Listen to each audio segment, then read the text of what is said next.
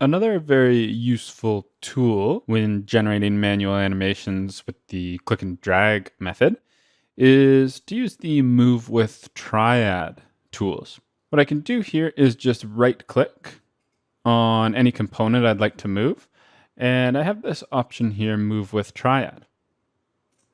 And what this does, it generates my triad on my specific component, the gear in this case. And with this, now I can just have a better ability to fine tune my movements with my click and drag. So I can move exactly about the X, Y, or Z axis. And I can also rotate a little bit more exactly with this Move with Triad command as well. For example, let's try to make an animation here where I wanted to rotate that gear wheel, say, exactly 45 degrees. So I might go first move my timeline bar here to about 2 seconds. So I'm going to want to rotate that gear from about 0 to 2 seconds there. And I'm going to click on my gear. And again, I could just click and drag here, but that would just be kind of eyeballing the angle, and I'd just be kind of getting close to about 45 degrees.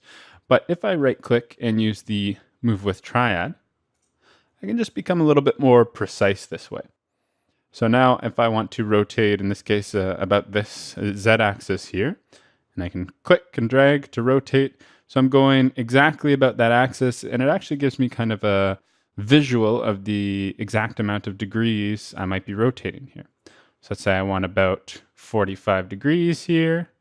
So right now I'm at exactly 45 degrees. So it's just the same as your click and drag, except it gives you this triad to pretty much fine tune your movements a little bit better there. And now if I'm happy with that, I can place a key at 2 seconds. And of course, I can calculate this.